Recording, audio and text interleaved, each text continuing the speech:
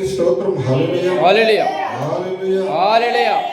మంచిది పిల్లరా, కూడి ఉన్న పరిశుద్ధులందరికీ మరొకసారి ప్రభువైన యేసుక్రీస్తు నామమున పేరిట వందనాలు చెల్లిస్తా ఉన్నాను. వందనాలు. మంచిది. చదవన్న లేఖనాన్ని మనం ఒకసారి పరిశీలన చేసినట్లయితే ఇక్కడ చాలా చక్కటి విషయాలు మనకు చక్కగా కనపడుతూ ఉన్నాయి. మరియు పరలోకము నుండి దిగి వచ్చిన వాడే అనగా పరలోకములో ఉండు మనుష్య కుమారుడే తప్ప పరలోకమునకు ఎక్కిపోయిన వాడు ఎవడునూ లేడు. అరణ్యములో మోషే సర్పమును ఎలాగ ఎత్తెనో అలాగే విశ్వసించు ప్రతివాడును నశింపక ఆయన ద్వారా నిత్య జీవము పొందినట్లు మనుష్య కుమారుడు ఎత్తబడవలెను. హల్లెలూయా. ప్రియులారా, మనం గమనించినట్లయితే ఈ లోకంలో భక్తి జీవితాన్ని కలిగి ఉన్నటువంటి మన అందరము కూడా మన యొక్క గురి ఒకటే ఉన్నది.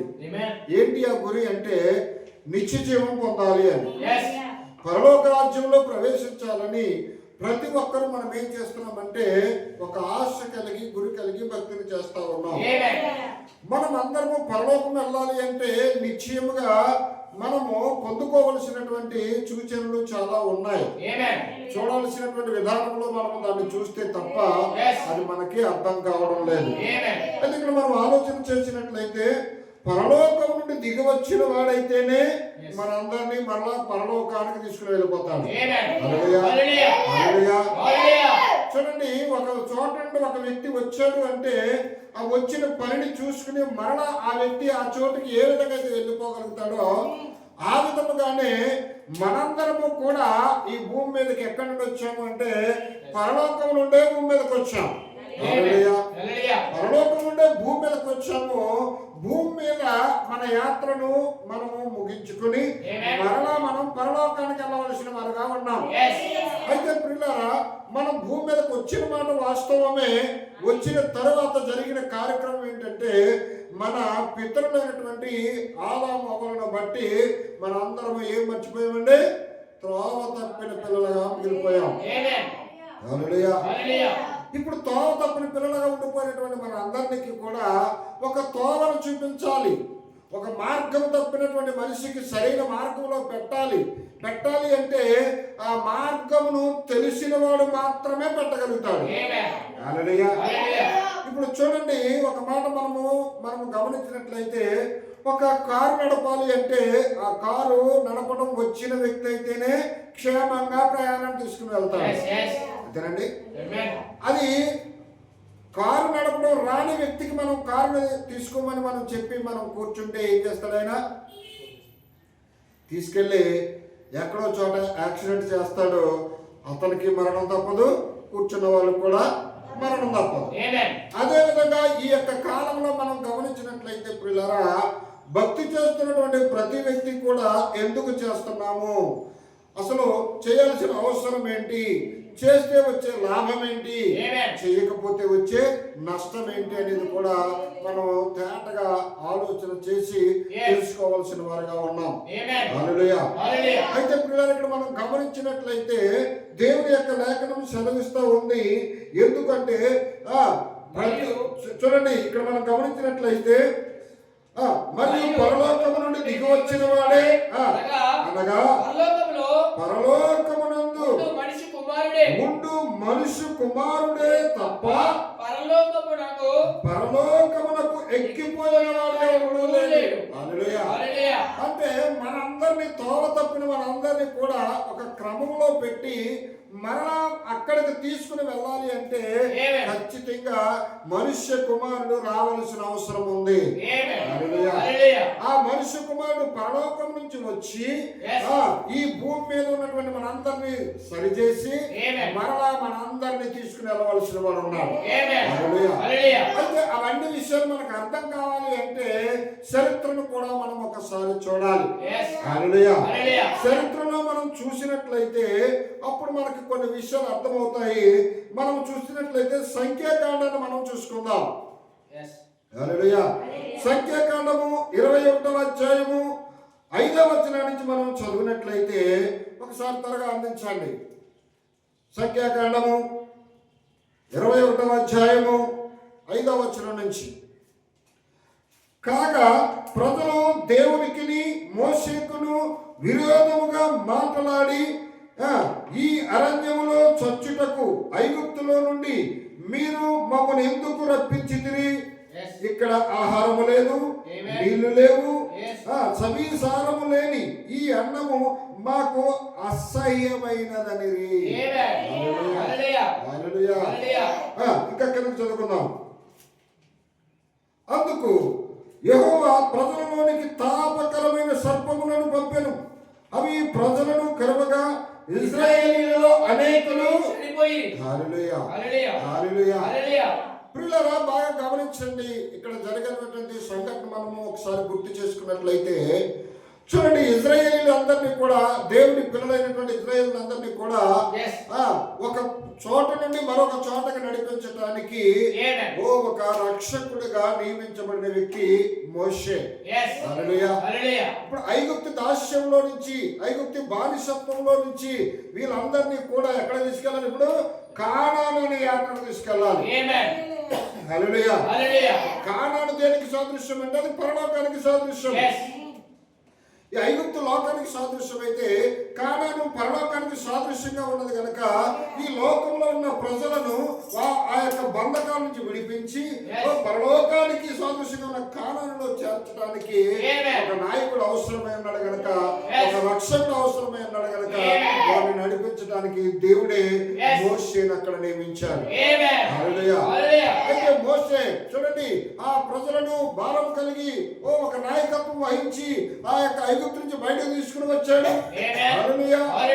బయటకు తీసుకుని వచ్చిన తర్వాత వారికి మొట్టమొదటిగా ఎదురైన సమస్య ఏంటంటే ఎర్ర సముద్రం. ఆ ఎర్ర సముద్రం అడ్డుగా వచ్చినప్పుడు దేవుని యొక్క మహాకృపను బట్టి దేవుడే తన ప్రజల పక్షంగా అక్కడ కార్యం చేయవలసి ఉన్నాడు కనుక ఆ యొక్క ఎర్ర సముద్రం 2 పాయలుగా చేసి ప్రజలందరూ దాటిపోవడానికి మార్గాన్ని చూపించారు.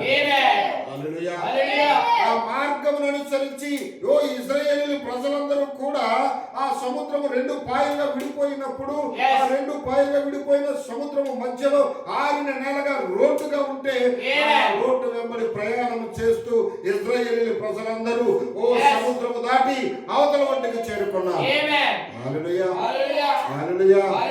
అయితే పిల్లలు అక్కడ జరిగిన విషయం ఏంటంటే ఈ సముద్రంలో ప్రయాణం చేస్తూ వెళ్ళిపోతున్నప్పుడు ఇదిగో ఇదే ప్రజలను తరుముకుంటూ వస్తున్నటువంటి ఆ ఫరో సైన్యం అంతటిని కూడా దేవుడు ఏం చేశాడంటే అదే సముద్రంలో ముంచి చంపేశాడు.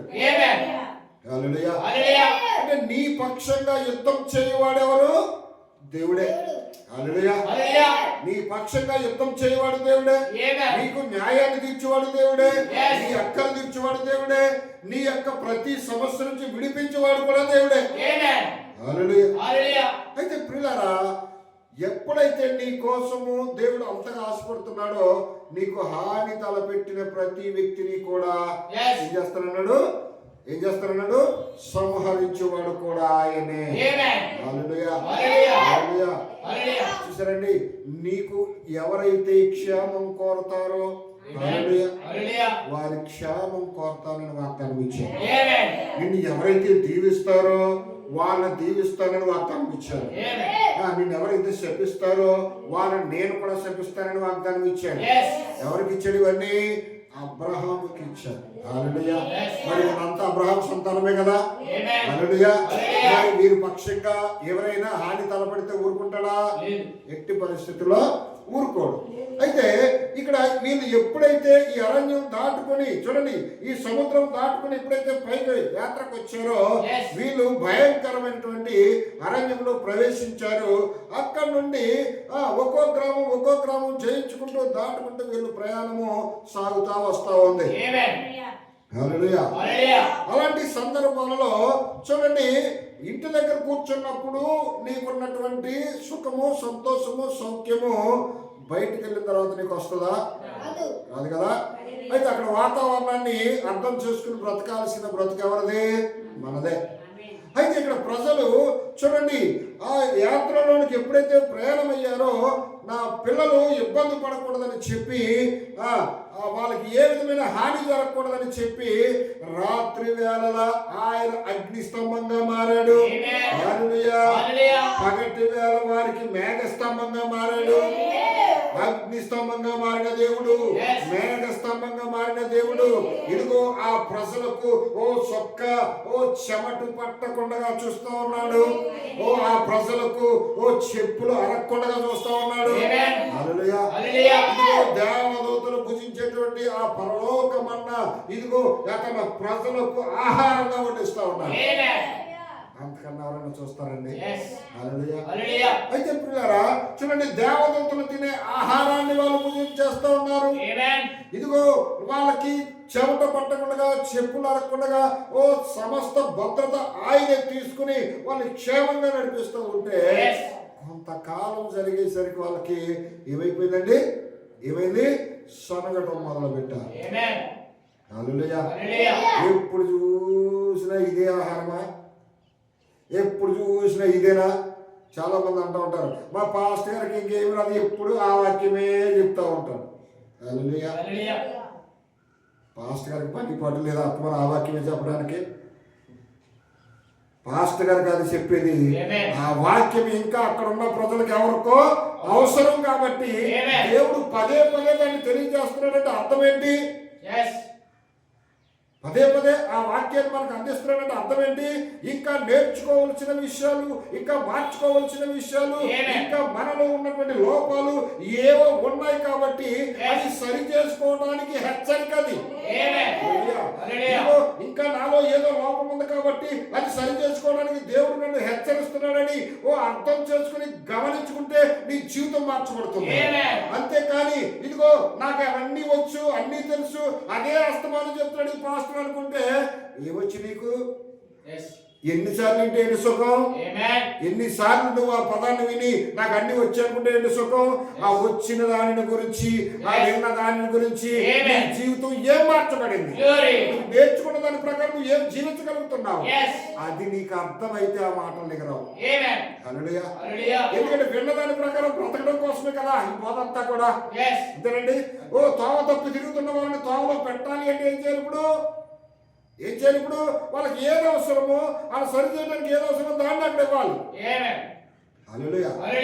కాబట్టి అదే విధంగా వాళ్ళకి ఇస్తూ ఉంటే వీళ్ళకి అర్థం కాక, అవగాహన లేక సగడం మొదలు పెట్టారు.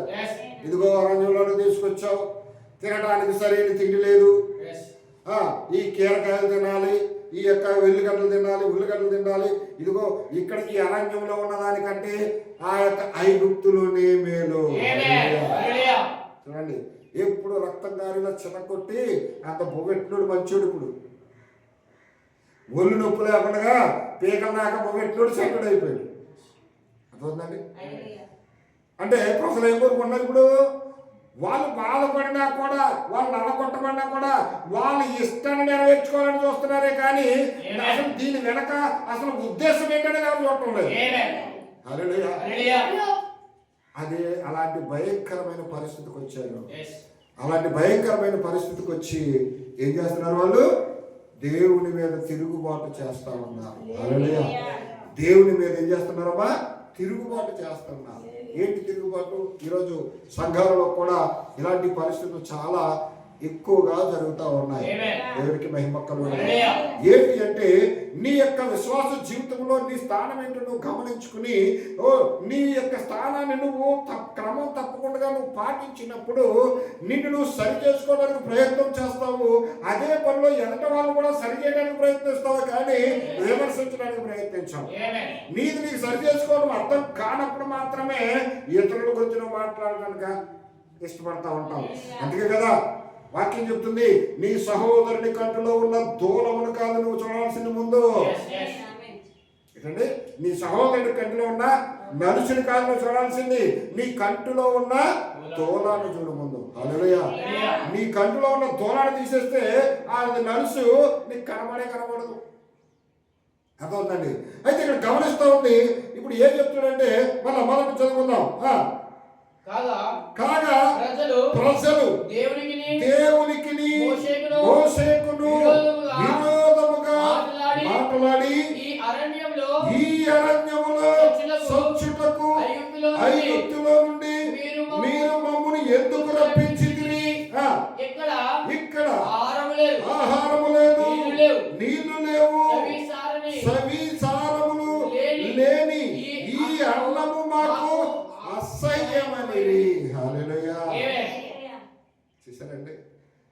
దేవదూతలు తినే ఆహారాన్ని తీసుకొచ్చి వాళ్ళకు భోజనంగా పెడతా ఉంటే కొద్ది రోజులు తినేసరికి ఏమైందండి, బోర్ కొట్టేసింది. బాగా బోర్ కొట్టేసి ఆ చవిసారం లేని అన్నము మాకు అసహ్యమైంది. ఇప్పుడు ఏం చేస్తున్నారు వీళ్ళు? సనగడం మొదలు పెట్టారు. అంతేనండి, సనగడం మొదలు పెడుతున్నారు. సనగడం వల్ల, గొనగడం వల్ల ఏం జరుగుతుంది? సరుగుతారు చాలామంది. ఏదైనా ఉంటే ఫ్రీగా మాట్లాడి సరి చేసుకున్నారనుకోండి, సమస్య ఉంటుందా? అడిగి తెలుసుకున్నారనుకోండి, అర్థం కాని ఉంటుందా? అడిగి తెలుసుకుంటే అర్థం కానిది ఉండదు. ఏదైనా సమస్య ఉన్నప్పుడు కూర్చొని దాన్ని చర్చించుకుంటే సమస్య ఉండదు. కానీ వీళ్ళు ఏం చేస్తున్నారంటే లోపల గొనుక్కుంటూ సనుక్కుంటూ ఒకరి దగ్గర ఒకరు, ఇప్పుడు సమస్య చేసింది ఒకరిని నువ్వు అడగాలనుకున్నప్పుడు వాళ్ళని అడగాలి, కానీ నేరుగా వేరొకరితో ముసేడుతున్నాడు నువ్వు. ఇప్పుడు వచ్చిన సమస్య ఏంటంటే ఒకరికొకరు సనుగుతూ గొనుగుతూ వీళ్ళు ఏం చేస్తున్నారంటే పాపం చేస్తా ఉన్నారు. హల్లెలూయా. అంటే పాపం అంటే ఇప్పుడు ఏం చేసి సనగడం కూడా పాపమేనా? ఏమా కొనుక్కోవడం కూడా పాపమేనా? మనకు నచ్చం లేదని చెప్పారనుకో లోపల గొనికేసుకుంటారు చాలామంది. ఏమా లోపల గొనికేసుకుంటూ ఉంటారు. చూడండి వాళ్ళు ఏమైపోయారు ఒక్కసారి చూడండి. ఏమన్నారట? అందుకు యెహోవా చూడండి మొదటి చదువు. కాగా ప్రజలు దేవునికి మోషేకును విరోధముగా మాట్లాడి ఈ అరణ్యములో చచ్చుటకు ఐగుప్తులో నుండి మీరు మమ్మల్ని ఎందుకు రప్పించితిరి? ఇక్కడ ఆహారము లేదు, నీళ్లు లేవు, సవిసారం లేని ఈ అన్నము మాకు అసహ్యమైంది. హల్లెలూయా. విరోధంగా మాట్లాడటం అంటే ఏంటి? చనుక్కోవటమే కదా. లోపల కొనుక్కొని రకరకాలుగా ముందు లోపల సనగడం మొదలు పెడతారు. అంటే పైకి మాట్లాడలేక లోపల గొనిగి అది కొంచెం ఒత్తిడి ఎక్కువైపోయేసరికి ఎవడంటే నాకేంటి లెక్క అనేసి పైకి మాట్లాడతారు. అంతే కదండి. ముందు లోపల అనుకుంటారు, అది ఎక్కువైపోయినప్పుడే కదా పైకి నిర్లక్ష్యంగా మాట్లాడేది. ఆ విధంగా మాట్లాడుతూ మోషేకును దేవునికి విరోధముగా వాళ్ళు తప్పు చేస్తారు. అయితే అది మోషే సేవకుడు కాబట్టి సహించుకుంటూ, సరే వాడిని చిత్తం అనుకుంటూ వాళ్ళు సహించుకుంటూ ముందుకెళ్ళిపోతూ ఉన్నాడు. కానీ సేవకుడు సహించుకున్నా దేవుడు సహించుకోవాలి కదా. దేవుడు సహించుకోవాలి కదా. కానీ దేవుడు సహించుకోలేని స్థితికి వచ్చేసాడు.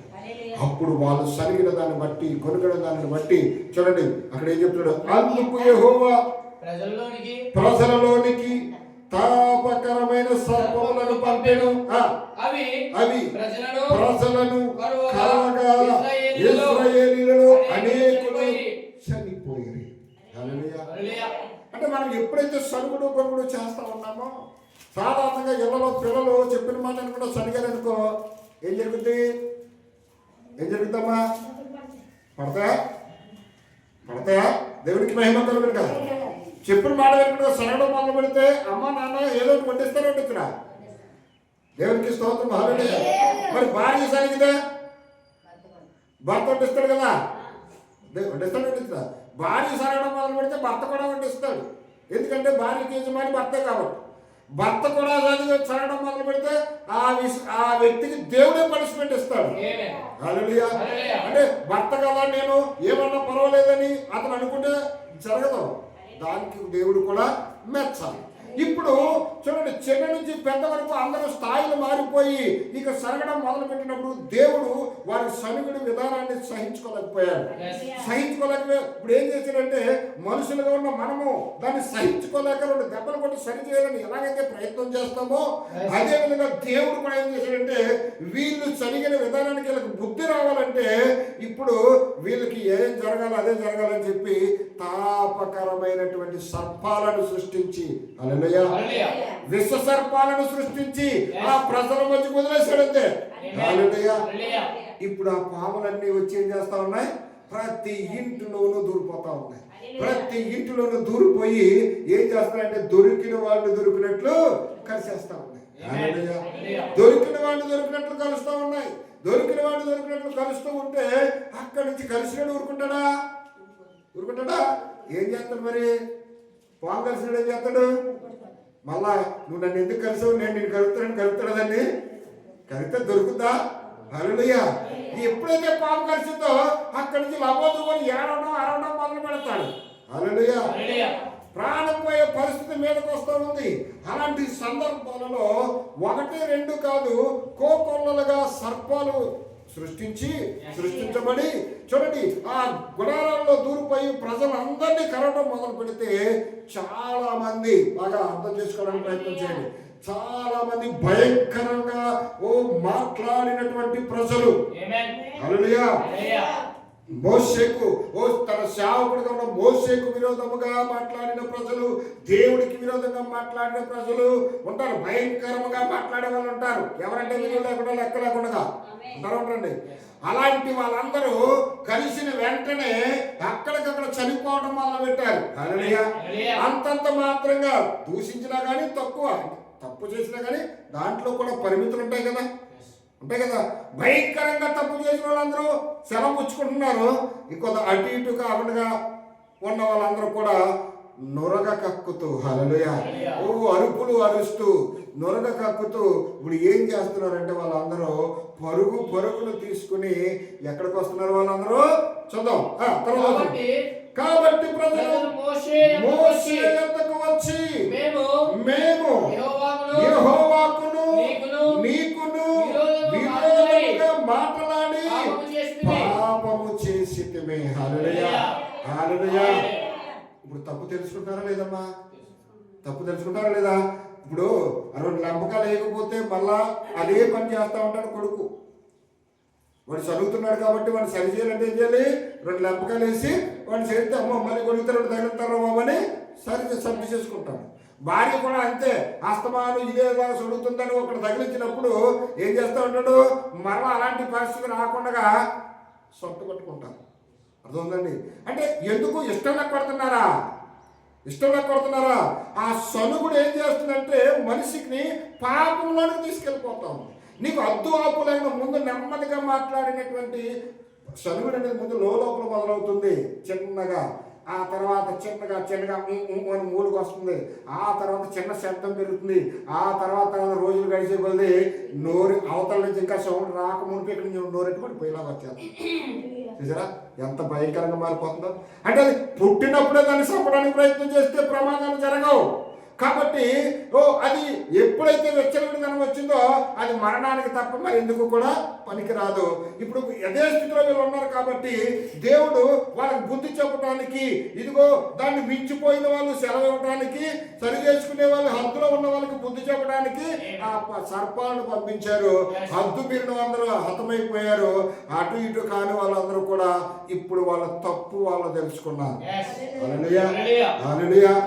ఈ రోజు భర్తను శోధిస్తున్న భార్యకు తెలియదండి తన తప్పు చేస్తుందని. తెలీదా? తెలిసినా సరే మాంతదా? మాంతం. నా భర్తకు నేను ఎదురు చెప్పకూడదు, నా భర్తను నేను శోధించకూడదు అనే విషయం తనకు తెలుసు. కానీ అయినప్పటికీ ఏం చేస్తుంది? పరిస్థితులను బట్టి తన ఇష్టాన్ని నెరవేర్చుకోవడానికి తానే పై చేయనుండాలనడం కోసం ఏం చేస్తుందంటే ముందుకు లబడబడబడం అవుతుంది. కానీ దాని ఫలితం పాపంలో తీసుకెళ్ళిపోతుంది. హల్లెలూయా. వాళ్ళ నోటితో కూడా అలా అంటారా లేదండి? ఏమన్నారు? కాగా ప్రజలు మోషే యొద్దకు వచ్చి యెహోవాకును నీకును విరోధముగా మాట్లాడి పాపము చేసితిమి. యెహోవా మా మధ్య నుండి ఈ సర్పములను తొలగించున్నట్లు ఆయనను వేడుకొనమనిరి. హల్లెలూయా. ఇప్పుడు బాగా అర్థం చేసుకోవడానికి ప్రయత్నం చేయండి. సంఘం. ఎందుకంటే సంఘం మేలుకొలుపు కోసమే కదా వాక్యం. అర్థమవుతుందండి? ఇప్పుడు చాలామంది అనుకుంటారు ఇంటికాడ కూర్చుని మనం వాక్యం చదువుకున్నా సరిపోద్ది, ఇంటికాడ కూర్చుని ప్రార్థన చేసుకున్నా సరిపోద్ది, లేకపోతే నెట్లో ఏదో వాక్యం విని ఈరోజు గడిపితే సరిపోద్ది అని అనుకుంటూ ఎగ్గొట్టేసే వాళ్ళు చాలామంది ఉన్నారు. ఎగ్గొట్టిన పరిస్థితి ఎగ్గొట్టినట్టుగా పోయింది. ఇప్పుడు నీ మీద ఒక నాయకుడిని ఎందుకు నియమించాడు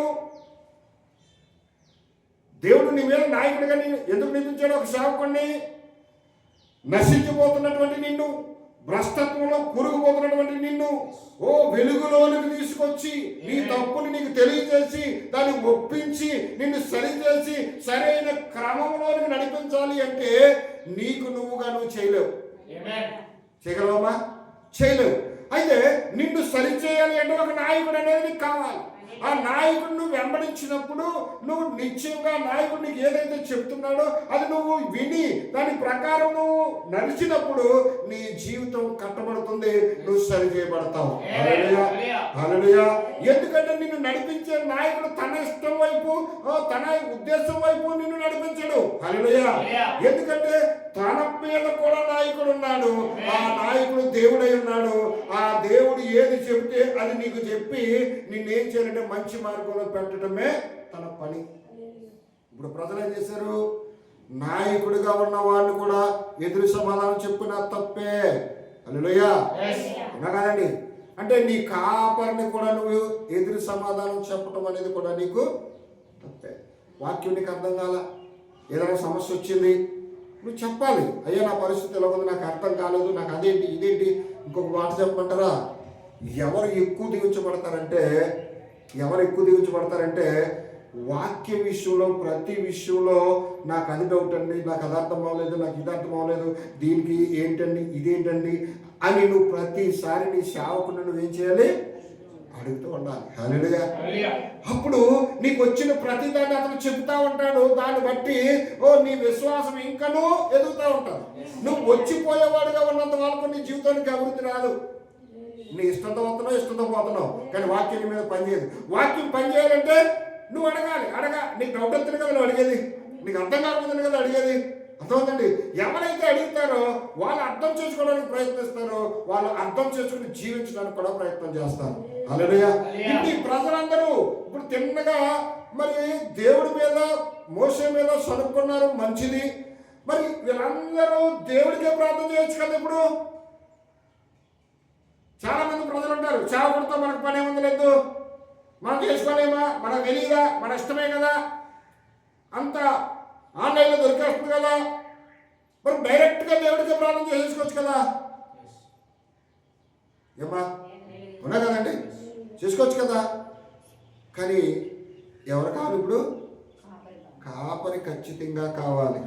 ఇప్పుడు ఎవరి దగ్గరికి వచ్చారు? వీళ్ళు కాపరి దగ్గరికి పరిగెట్టుకుంటూ వచ్చారు. కాపరి లేకుండా నువ్వు ఏది చేసినా దేవుడు దాన్ని అంగీకరించాడు. ఎందుకంటే దేవుడే నీ మీద నిన్ను నడిపించడానికి నాయకుడిగా కాపరిని పెట్టాడు. నీ కాపరిని దాంట్లో నువ్వేం చేసినా అది దేవుడు మెచ్చడు, దానికి సమాధానం కూడా ఇవ్వడు. హల్లెలూయా. అందుకే ప్రతి కష్ట సుఖం కూడా ఏమన్నాడు? నీ కాపరితో నువ్వు పంచుకోవాలి. ఒకవేళ రోగమై ఉన్నావా, లేకపోతే ఏదైనా సమస్యలో ఉన్నావా, నువ్వు ఎక్కడికైనా వెళ్ళదలుచుకున్నావా, ఏదైనా కార్యం తలపెట్టదలుచుకున్నావా, ప్రతి విషయంలో కూడా మొదటగా నీ అవసరం ఏమై ఉన్నదో అది నీ కాపురితో పంచుకున్నాయా, ఎలా చేయాలనుకున్నాం, ఇది పరిస్థితి, అది ఇది అని నీ సేవకుడితో నువ్వు పంచుకున్నప్పుడు నీ సేవకుడు సరేనమ్మా దాన్ని అలా చేద్దాం ఇలా చేద్దాం అనే వాక్యాన్ని బట్టి నీకు కొన్ని సూచనలు ఇచ్చి దాని ప్రకారం నిన్ను నడిపిస్తాడు.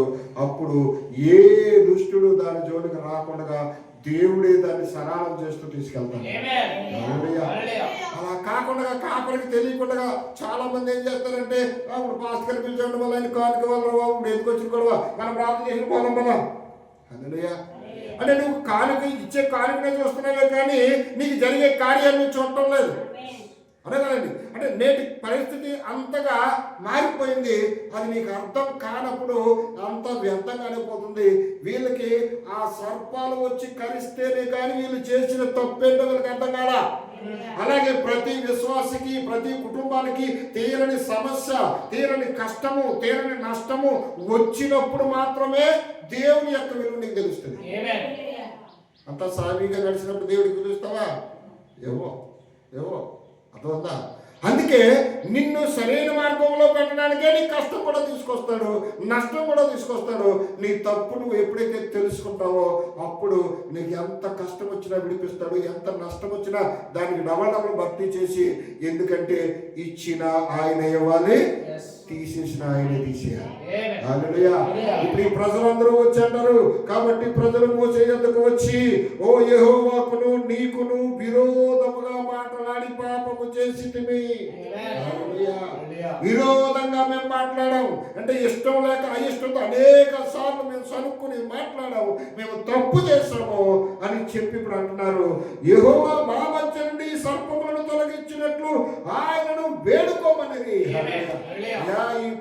ఈ సమస్య నుంచి మేము తప్పించబడాలి అంటే దేవుడు నువ్వు చెప్పినట్లుగా వింటాడు కనుక మా నిమిత్తం నువ్వు దేవుడికి ప్రార్థన చేయి. హల్లెలూయా. నువ్వు మా నిమిత్తం నువ్వు దేవుడికి ప్రార్థన చేస్తే ఖచ్చితంగా దేవుడు రంగం మీదకి వచ్చి మా సమస్య నుంచి విడిపిస్తాడు, మా సమస్యను తప్పిస్తాడు, మాకు జయాన్ని ఇస్తాడని గ్రహింపు అప్పుడు వచ్చింది వాళ్ళకి. హల్లెలూయా. అప్పుడు ఆ గ్రహింపును బట్టి ఇప్పుడు బాగా గమనించినట్లయితే తిట్టిన ఇంకొక మాట, దేవుడికైనా కోపం వస్తుంది కానీ పిల్లల మీద సేవకుడు ఎప్పుడు కోపపడడం. హల్లెలూయా. సేవకుడు ఎప్పుడు కోపపడడం. ఎందుకు కోపపడ్డం అనుకుంటున్నారు? అర్థమయ్యేలా చెప్పి ఈరోజు లేకపోతే రేపు అర్థం చేసుకుంటారులే, వాళ్ళే తెలుసుకుంటారులే. ఎందుకంటే పిల్లల మీద ఉన్న ప్రేమను బట్టి ఏ విధంగానైనా మార్చడానికే చూస్తాను. హల్లెలూయా. మోషే కూడా ఒకప్పుడు తప్పు చేసి వీళ్ళు ఇష్టం వచ్చినట్లు చేసినప్పుడు దేవుడు వీళ్ళు చంపేస్తాను తప్పుకో మోషే అంటే, అయ్యా నువ్వు నాకు అప్పగించిన పిల్లలు, ముందు వాళ్ళు చేసిన తప్పు ఏమైనా ఉంటే వాళ్ళు శిక్షించాలనుకుంటే ముందు నన్ను చంపు. హల్లెలూయా. నన్ను చంపిన తర్వాత వాళ్ళు ఏమైనా చెయ్యి, నేను ఉంటుండగా వాళ్ళు మీరు ఏం చేయొద్దు అంటాడు. చూసారా, ఏ కాపురైనా అదే చేస్తా. అయితే ఇప్పుడు ఈ యొక్క విషయాన్ని గమనించినటువంటి ఆ ప్రజలు మోసే యొద్దకు వచ్చి మా నిమిత్తం నువ్వు దేవుడికి ప్రార్థన చేయనగానే విలవిలలాడుతూ పశ్చాత్తాపడుతూ, ప్రభువా ఇదిగో నీ పిల్లలు తెలిసి తెలియక వారు తప్పు చేశారు నాయన, ఇదిగో వారు చేసిన తప్పుకు ప్రతిఫలంగా నేను వారి పక్షంగా నిన్ను దోజాడుతా ఉన్నాను. హల్లెలూయా. వారి పక్షంగా నేను నీతో మొరబెట్టుకొనుచున్నాను కాబట్టి వారికి విడుదల దయచేయనైనా, వారిని క్షమించినైనా అని చెప్పి మోషే ఎప్పుడైతే ప్రార్థన చేయడం మొదలు పెట్టాడో, హల్లెలూయా, అప్పుడు చూడండి చదువుదాం. మోషే ప్రజల కొరకు ప్రార్థన చేయగా,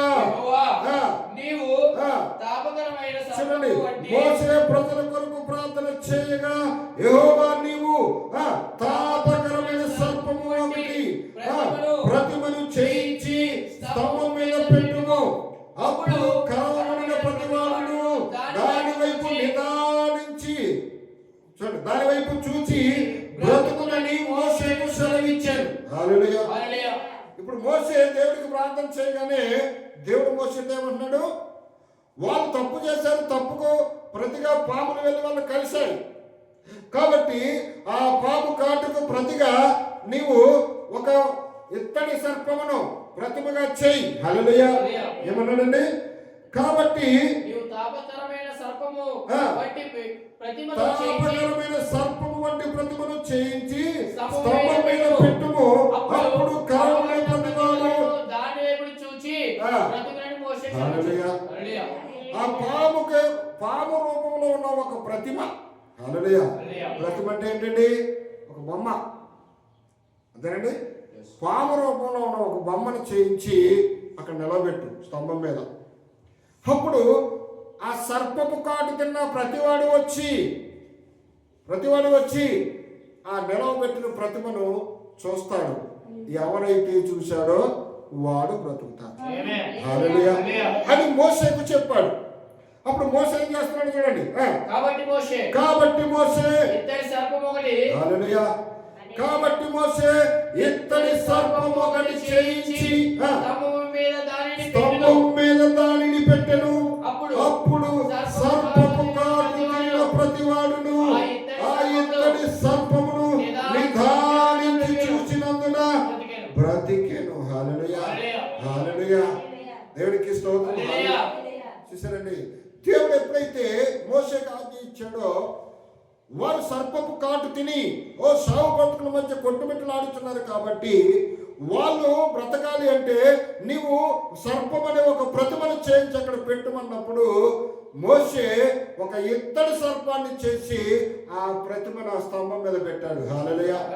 ఇప్పుడు సర్పపు కాటు తినిన ప్రతివాడు, హల్లెలూయా, ఓ సర్పపు కాటు తిని ఓ నొరగలు కక్కుకుంటూ ఓ సావు బతుకుల మధ్య కేకలు వేస్తూ ఓ లబోదిమని అరుచుకుంటూ వస్తున్నటువంటి ప్రతి వ్యక్తి ఇప్పుడు ఆ ఇత్తడి సర్పం దగ్గరకు వచ్చి నిదానించి చూస్తా ఉన్నాడు. అలాగా. హల్లెలూయా, హల్లెలూయా. నిదానించి చూడడం అంటే అర్థం ఏంటి? మా నిదానించి చూడడం అనగా అర్థం ఏంటి? నువ్వు దేన్నైనా నిదానించి చూసి ఎందుకు చూస్తావు? ఆశ్చర్యం కలిగించినప్పుడు చూస్తావు, అంతేనండి. ఇప్పుడు నిదానించి ఎందుకు చూడమన్నాడు? నీ లోపల ఒక సమస్య నీ లోపల కొట్టుమిట్టులాడుతూ సావు బతుకుల మధ్య నిన్ను అల్లాడింపజేస్తా ఉన్నది. హల్లెలూయా. ఇప్పుడు నువ్వు నిదానించి చూసేటప్పుడు, అయ్యా నేను తప్పు చేశాను, నన్ను క్షమించు నాయనా, ఇదిగో నీకు విరోధంగా మాట్లాడాను, నీ సేవకుడికి విరోధంగా నేను మాట్లాడాను, నేను తప్పు చేశాను, నన్ను క్షమించు ప్రభువా, నన్ను క్షమించు ప్రభు అని లోపల నువ్వేం చేస్తా ఉన్నావు? లోపల పశ్చాత్తాపడుతూ రెప్ప వేయకుండా గుడ్లు వెళ్ళబెట్టి అలాగే చూస్తే నీ లోపల పశ్చాత్తాపడతా ఉన్నావు. హల్లెలూయా. ఎందుకు అంటే నిన్ను రక్షించగలిగిన శక్తి అక్కడ ఉంది. హల్లెలూయా. నిన్ను రక్షించగలిగిన శక్తి ఎక్కడుంది? ఆ ఇత్తడి సర్పములో ఉంది. ఎందుకంటే అది ఒక నమూనాగా అక్కడ పెట్టాడు. కానీ నిన్ను స్వస్థపరిచే శక్తి ఆ ఇత్తడి సర్పము నమూనాగా కనబడుతుంది. కానీ నిన్ను స్వస్థపరిచే శక్తి, నిన్ను బాగుపరిచే శక్తి అది ఆ సర్పములో లేదు, కానీ అది నీ లోపలే ఉంది. హల్లెలూయా. అది నీ లోపలే ఉన్న శక్తి. కానీ అక్కడికి వచ్చేసరికి ఇదిగో దేవుడు చూపించిన ఆ మార్గమును నువ్వు అక్కడికి వచ్చి నిదానించి చూసి నీ లోపల నువ్వు పశ్చాత్తాపడుతున్నప్పుడు ఆ లోపల ఉన్న శక్తి ప్రభావం నీ మీదకు వచ్చి నిన్ను స్వస్థపరుస్తుంది. హల్లెలూయా. ఓ స్వస్థత, ఓ విడుదల ఎక్కడో లేవు, కానీ ఇదిగో అవి నీ లోపల మాత్రమే ఉన్నాయి. అది నువ్వు గమనించుకున్నప్పుడు మాత్రమే అది నీకు అర్థమవుతుంది. చాలా మంది విశ్వాసం ఎలా ఉంటుంది అంటే ప్రియులారా, ఇదిగో ఎక్కడో ఉన్న చర్చికి నేను వెళ్ళినట్లయితే నేను తలపెట్టిన ప్రతి కార్యము దేవుడు చేస్తాడని అనుకుంటారు కొంతమంది.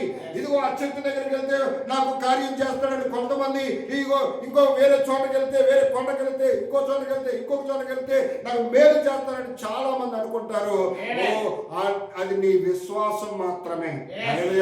అక్కడికి వెళ్తే నేను బాగుపడతాననేది నీ విశ్వాసము. అయితే నిన్ను బాగు చేసే శక్తి నీ లోపలే ఉంది. అయితే నీ నమ్మకం అక్కడ ఉంది కాబట్టి నువ్వు అక్కడికి వెళ్ళినప్పుడు మాత్రమే అది బయటకు వచ్చి నిన్ను బాగు చేస్తుంది. అదే నన్ను బాగు చేయగలిగినటువంటి శక్తి నా లోపలే ఉందని నువ్వు గమనించినట్లయితే, హల్లెలూయా, దినదినము లోపల సృష్టి జరుగుతుంది. తెలుసా మీకు? అమ్మా, ప్రతిరోజు మన శరీరంలో సృష్టి జరుగుతుంది. తెలుసా? తెలుసా మీకు? ఏం జరుగుతుంది? ప్రతిరోజు సృష్టి జరుగుతుంది. ఏం జరుగుతుందండి? సారేపతి విధవరాల ఇంట్లో సృష్టి జరిగిందా? జరిగిందా? మరి మన ఇల్లుగా ఉన్న ఈ శరీరంలో కూడా సృష్టి జరుగుతుంది. నీకు తెలియకుండానే ప్రతిరోజు నీ గోర్లు పెరుగుతాయి. నీ గోర్లు పెరుగుతున్నాయా లేదా? నువ్వు పీకేసిన మళ్ళీ వస్తుందా లేదా? అది సృష్టి కాదా? నీ తల వెంట్రుకలు ఎదుగుతా, నువ్వు కత్తిరించి కొలది ఎదుగుతూ ఉన్నాయి. సృష్టి కదా? సృష్టి కదా? నీకు తెలియకుండానే నీ శరీరంలో మార్పులు జరుగుతూ ఉన్నాయి. సృష్టి కదా? సృష్టి కదా? నీ వేదపడిన వయసుతో పాటు నీ శరీరంలో కదలికలు, నీ యొక్క రూపురేఖలు మార్పు చెందటాలు, ఇవన్నీ సృష్టి కాదా? కాలానికి అనుగుణంగా నీ శరీరంలో మార్పులు జరుగుతున్నాయి అంటే అది నువ్వు గమనిస్తున్నావా? హల్లెలూయా. ఇవన్నీ నీకు తెలియకుండానే నీ లోపల జరుగుతూ ఉన్నాయి. నువ్వు కావాలనుకుంటే జరుగుతున్నాయా? నువ్వు వద్దంటే ఆగుతాయా? అది దేవుడు నీకు పెట్టినటువంటి నియమము. ఆయన సృష్టికర్త కాబట్టి, ఆయన రూపంలో నిన్ను చేసుకున్నాడు కాబట్టి, ఇదిగో నీకు ఇచ్చినటువంటి ఆ శరీరంలో సృష్టి ధర్మాన్ని ఇచ్చాడు కాబట్టి అది తన పని అది చేసుకుంటూ వెళ్ళిపోతాం. అయితే ఇప్పుడు దాన్ని కూడా, శరీరాన్ని కూడా చెడగొట్టేది ఏంటంటే నీ లోపల ఉన్న ఆత్మ. హల్లెలూయా. నీ లోకాసులకు పోయి నీ ఇష్టం వచ్చినట్లుగా నువ్వు వ్యవహారం చేయడం వల్ల అది చెడిపోతావు. కాబట్టి పిల్లరా, ఇక్కడ మనం గమనించినట్లయితే ఆ ఎత్తడి సర్పంలో నిదానించి ఎవరైతే చూడగలిగారో హల్లెలూయా వాళ్ళు బ్రతుకుతారు. వాళ్ళు పశ్చాత్తాపడుతున్నారు కాబట్టి వాళ్ళు మాత్రమే బ్రతుకుతూ ఉన్నారు. హల్లెలూయా. ఇది చరిత్రను చూపించి మళ్ళా మనం వెనక్కి కొత్త మూలవాక్యానికి వద్దాం. యోహాను సువార్త 3వ అధ్యాయానికి వద్దాం. మరియు పరలోకము నుండి దిగి వచ్చిన వాడే అనగా పరలోకములో మనుష్య కుమారుడే తప్ప పరలోకములకు ఎక్కిపోయిన వాడు ఎవరు లేడు. హల్లెలూయా. అరణ్యములో మోషే సర్పమును ఎలాగూ ఎత్తెను, అలాగే విశ్వాసించు ప్రతివాడు నశింపక ఆయన ద్వారా నిత్య జీవము పొందినట్లు మనుష్య కుమారుడు ఎత్తబడవలెను. హల్లెలూయా. ఓ ఆనాటి ప్రజలు, ఇదిగో నశించిపోతున్నటువంటి ప్రజలు రక్షించబడాలి అంటే ఖచ్చితంగా ఓ తప్పులో ఉన్న, పాపంలో ఉన్న, ఆ విషపు కాటు తిరిగి సావు బ్రతుకుల మధ్య కొట్టుమిట్టులాడుతున్న ప్రతి వ్యక్తికి రక్షణ ఆ దినమందు ఎత్తడి సర్పాన్ని చూస్తే. హల్లెలూయా. అదే విధముగా ఆత్మ సంబంధంగా ఈ చివరి కాలంలో ఇదిగో భక్తి చేస్తున్నటువంటి మనమందరము కూడా హల్లెలూయా ఆ నిత్య జీవానికి వెళ్ళాలి అంటే ఓ విశ్వాసంలో ఉన్న ప్రతి వ్యక్తి ఇదిగో ఒక మార్గాన్ని మనం ప్రయాణం చేయవలసిన వారు ఉన్నాం. ఇదిగో ఆ మార్గం ఏమిటి అంటే ఓ తప్పిపోయిన ప్రతి వ్యక్తిని ఓ సరైన మార్గంలో పెట్టి క్రమముగా ముందుకు నడిపించడానికి ఆ యొక్క ప్రభు అయిన యేసు క్రీస్తే మనుష్య కుమారుడిగా ఈ భూమి మీదకి వచ్చాడు. హల్లెలూయా. ఆ యేసు క్రీస్తును నువ్వు రక్షకుడిగా నువ్వు అంగీకరించి హల్లెలూయా. ఎందుకంటే పరలోకంలో ఉన్నవాడే భూమి మీదకి రావాలి. ఆ పరలోకంలో ఉన్న మనుష్య కుమారుడు ఈ భూమి మీదకి ఓ శరీరం ధరించుకుని వచ్చాడు కాబట్టి ఇప్పుడు నిన్ను పరలోకం తీసుకెళ్ళగలిగినటువంటి శక్తి ఆయనకు మాత్రమే ఉంది. హల్లెలూయా. ఆ శక్తి ఆయనకు ఉంది. నువ్వు నీ లోకంలో జీవిస్తున్నావు కాబట్టి నీకు నచ్చిన విధానంలో నీవు కూడా వెళ్ళిపోతూ ఇప్పుడు ఇంకను నీ మాటల ద్వారా, నీ చూపుల ద్వారా, నీ చేతల ద్వారా ఓ సమస్తము ద్వారా నువ్వు పాపాన్ని పెంచుకుంటూ పోతావు. హల్లెలూయా. ఇప్పుడు ఆ దినమందు సలిగి గొనిగి పాపాన్ని చేసినటువంటి ప్రజలను విడిపించటానికి దేవుడు ఓ సర్పాన్ని ఎలాగైతే పెట్టాడో హల్లెలూయా ఈ దినమందు నువ్వు చేస్తున్న ప్రతి విధమైన పాపం నుంచి తప్పించబడాలి అంటే హల్లెలూయా ఇప్పుడు కూడా మరి నేను పాపంలో మురుగుతున్నామా లేదండి?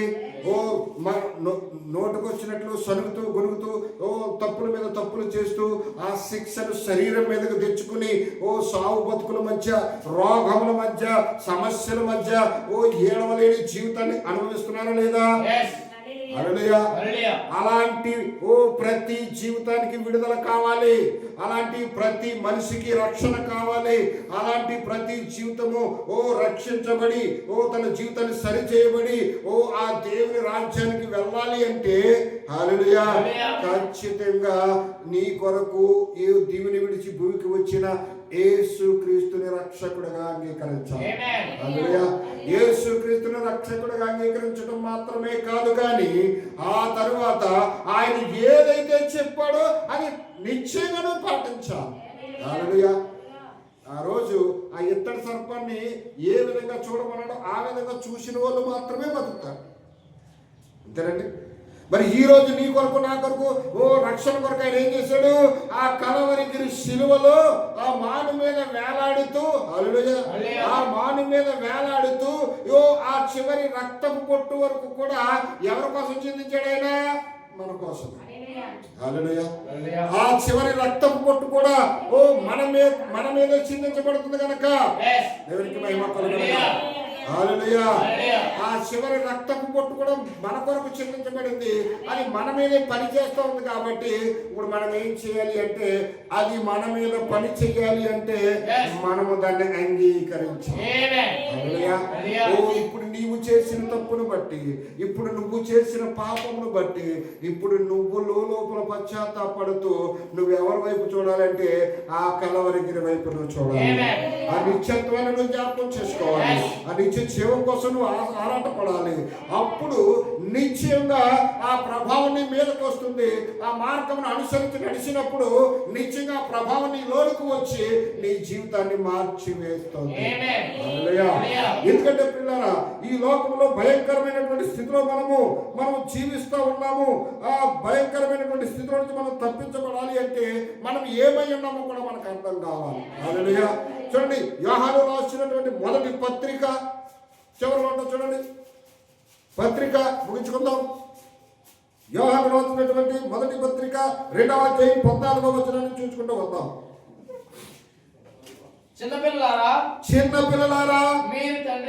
మీరు తండ్రిని ఎరిగి ఉన్నారు కనుక మీకు రాయిచున్నాను. తండ్రులారా మీరు ఆది నుండి ఉన్నవారిని ఎరిగి ఉన్నారు కనుక మీకు రాయిచున్నాను. యవనస్తులారా మీరు బలవంతులు, దేవుని వాక్యము మీ యందు నిలుచుచున్నది, మీరు దుష్టిని జయించి ఉన్నారు కనుక మీకు వ్రాయిచున్నాను. చూడండి ఏం చెప్తున్నాడు? బలవంతుల కోసం చెప్తున్నాడు, బాలుల కోసం చెప్తున్నాడు, వృద్ధుల కోసం చెప్తున్నాడు, యవనస్తుల కోసం, పిల్లల అందరినీ జ్ఞాపకం చేసుకుని చెప్తున్నాడు. దేని గురించి చెప్తున్నాడు అంటే ఈ లోకమునైనను లోకములో ఉన్న వాటినైనను ప్రేమింపకుడి. ఎవడైనను లోకమును ప్రేమించిన యెడల తండ్రి ప్రేమ వారిలో ఉండదు. లోకములో ఉన్నదంతయు అనగా శరీరాశయు, నేత్రాశయు, జీవపు డంబమును తండ్రి వలన పుట్టినవి కావు. అవి లోక సంబంధమైనవే. లోకమును దాని ఆశయు గతించిపోతున్నవి కానీ దేవుని చిత్తమును జరిగించేవాడు నిరంతరము నిలుచును. హల్లెలూయా. హల్లెలూయా. చూసారండి ఏం చెప్తున్నాడండి? చిన్నపిల్లలకి, పెద్దలకి, ప్రతి ఒక్కరికి అని చెప్పి మాట ఏంటంటే లోకములో ఉన్న వాటినైనను ప్రేమించకండి. హల్లెలూయా. లోకమును చూడండి ఎంత చక్కగా చెప్తున్నాడు. ఈ లోకమునైనను లోకములో ఉన్న వాటినైనను ప్రేమించకుడి. ఈ లోకంలో ఉన్న వాటిని ప్రేమించకండి. ఈ లోకం చూసి మీరు ఆకర్షితులై మోసపోతారేమో, మోసపోకండి. ఇంకా చెప్తా ఉన్నాడు చూడండి, ఎవడైనను లోకమును ప్రేమించిన యెడల తండ్రి ప్రేమ వానిలో ఉండదు. ఈ లోకంలో కంటికి కనిపిస్తున్నటువంటి ప్రతిదీ కూడా ఎందుకు కనిపిస్తుంది అంటే నీ విశ్వాసాన్ని పాడు చేయడానికి. హల్లెలూయా. కంటికి కనిపిస్తున్న ప్రతిదీ కూడా ఏం చేస్తుందంటే నీ విశ్వాసాన్ని పాడు చేయాలి. ముందు నిన్ను నిత్య జీవం వెళ్ళకుండా చేయాలి. కాబట్టి నీ విశ్వాసాన్ని పాడు చేయాలంటే ఈ లోకమంతా రంగుల వలయంతో ఉన్నది కనుక ఈ లోకంలో అనేక రంగులు హంగులు చూపిస్తూ ఏం చేస్తుందంటే నిన్ను మోసగిస్తావు. నువ్వు లేచింది మొదలుకొని నువ్వు ఆత్మ స్వభావం కలిగి లేచిన వెంటనే ప్రార్థన చేసుకుని ప్రభువా నీ చిత్తం అంటూ నీ చిత్తాన్ని ఈరోజు నెరవేర్చడానికి నీ కృప నా మీద ఉంచిన ఆయన. ఇదిగో ఈ లోకం ప్రమాదకరమైనది, నేను ఎక్కడికి వెళ్ళినా ఈ లోక ప్రభావం నా మీదకి రాకుండా నన్ను తప్పించు ప్రభువా అని నువ్వు ప్రార్థన పూర్వకంగా నువ్వు ఎప్పుడైతే వస్తున్నావో నీ ప్రథమ స్థానం దేవుడికి ఇస్తున్నావు. కాబట్టి దేవుని యొక్క ఆత్మ నిన్ను తప్పిస్తూ వస్తావు. అయినా సరే నిన్ను ఎలాగైనా మోసం చేయాలి. ఏర్పరచబడిన వారిని సైతం మోసపుచ్చటానికి వాడు కంకణం కట్టుకుని నీ వైపు తిరుగుతూ ఇదిగో నీ కళ్ళ ముందుకు అనేకమైన సంగతులు తీసుకొస్తాం. చూడరాని సంగతులు నీ కళ్ళ ముందుకి. ఈనాడు కాలంలో చూస్తే భయంకరమైన స్థితి, ఒళ్ళు కప్పుకోవాల్సిన స్థితిని పోయి ఈరోజు ఒళ్ళును చూపిస్తూ, హల్లెలూయా, శరీరాన్ని కప్పుకోమని దేవుడు చెప్తుంటే శరీరాన్ని చూపిస్తూ విచ్చలవిడితనంగా భయంకరంగా వాళ్ళు తప్పు చేయటమే కాదు కానీ అనేక మందిని తప్పులోనికి తీసుకెళ్ళిపోతా ఉన్నారు. హల్లెలూయా. ఈ రోజు ఉన్నటువంటి కాలంలో, ఈరోజు పరిస్థితుల్లో ఉన్నటువంటి వస్త్రాలను చూడండి, వస్తువులను చూడండి, విధానాలను చూడండి, ఇవన్నీ కూడా మనిషిని ఒక జీవంలోనికి తీసుకెళ్ళడానికి ఉన్నాయా, నాశనానికి తీసుకెళ్ళడానికి ఉన్నాయా? నాశనానికి తీసుకెళ్ళడానికి. నిన్ను జీవానికి తీసుకెళ్ళేది నీకు నచ్చుతుందా? ఇప్పుడు నచ్చడం లేదు. ఎందుకు? ఎవరికి నచ్చుద్ది? నిన్ను జీవానికి తీసుకెళ్లే మార్గము ఎవరికి నచ్చుద్ది? నువ్వు ఆయన ప్రణాళికలో ఉన్నట్లయితే, ఇది సత్యమని నువ్వు గ్రహించినట్లయితే అసత్యాన్ని దూరం చేసుకోవాలని చూస్తావు. కాబట్టి ఆ సత్యం ఏంటో తెలుసుకుని దాని ప్రకారంగా జీవించడానికి ప్రారంభిస్తాం. అయితే ఆ సత్యాన్ని గ్రహించినటువంటి ప్రతి వ్యక్తి లోకంలోనే ఉన్నాడు. కాబట్టి ఏమైంది లేదు, తప్పేయట్లేదు, ఒక్కసారికి కదా, ఒక్క పూటకే కదా. హల్లెలూయా. ఎవరు చూశారు నిన్ను? అంతే కదండి. నిన్ను ఎవరు చూడలేదులే, ఈ పూటకైనా వెళ్ళి వచ్చేద్దాంలే అంటే రకరకాలుగా వారి యొక్క మనస్సాక్షిని ఏం చేస్తారంటే చంపుకుంటూ, లోకం వైపు తిప్పుతూ, తనను తానే సమర్థించుకుంటూ, హల్లెలూయా, తనను తానే సమర్థించుకుంటూ ఇంకా ఇంకా ఇంకా ఇంకా తప్పులోనికి వెళ్ళిపోతారు. అందుకే వాక్యం చదివిస్తుంది, ఒకని మార్గము వారి దృష్టికి యథార్థము, తుదకు అది మరణానికి తీసుకెళ్ళి వెళ్ళిపోతుంది.